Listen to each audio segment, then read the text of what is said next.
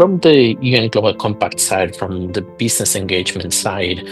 I think for COP16, businesses are looking into the different ways that they can engage, and one of the key aspects of business engagement is that at this COP, companies that are part of the UN Global Compact can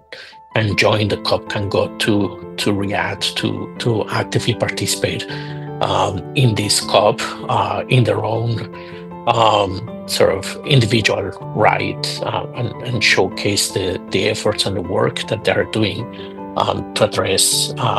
drought and land degradation, as Dr. Morale highlighted. That is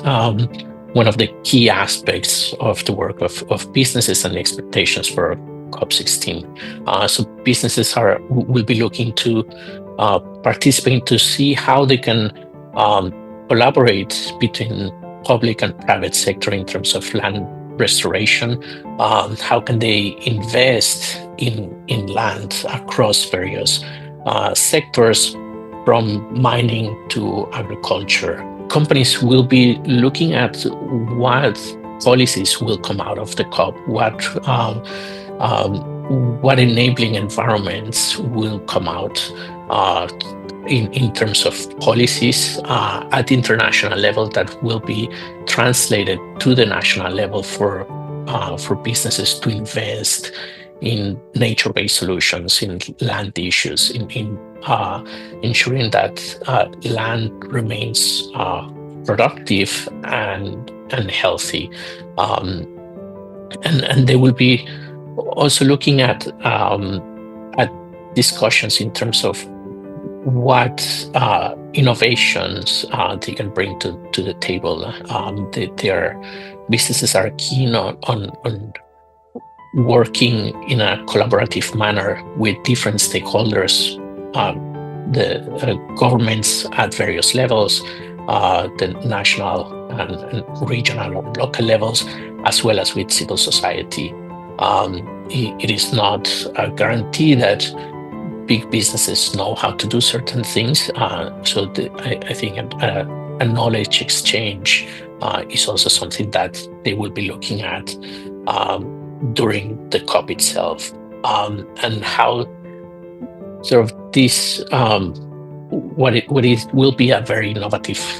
COP in how businesses will be able to engage. I think they will be looking forward to a long-term collaboration and commitment on their side, where they can share the best practices, experiences, lessons learned, the challenges, and share these with governments to try to come together into looking at what policies will create the right enabling environments, while also holding companies and all actors accountable, bringing this balance of being able to invest in the right direction, but also having a high degree of integrity and accountability in business action. I think from the private sector, many business participants are starting to sort of be educated on the specifics of the UNCCD. There's much more awareness in terms of in particular, the Climate Change Convention, a little bit less on the Biodiversity Convention, and they're starting to sort of be educated, and we need to do a lot more to highlight the importance of the UNCCD and the relevance for many business sectors, and on what businesses face on the ground are significant challenges when it comes to land issues, land degradation, the deforestation, drought. There's a lot of interconnectedness and a lot of interlinkages between different issues. That there's concerns over food security, biodiversity loss, impacts of climate change, and sort of how land degradation can exacerbate the effects of climate change and creating a negative feedback loop, and that can have an impact on many businesses, from disruptions to their supply chains, the threat to livelihoods, to farmers. I mean, one way that we think is that farmers themselves are also businessmen in their own right. So they also can have a negative impact, and that goes up the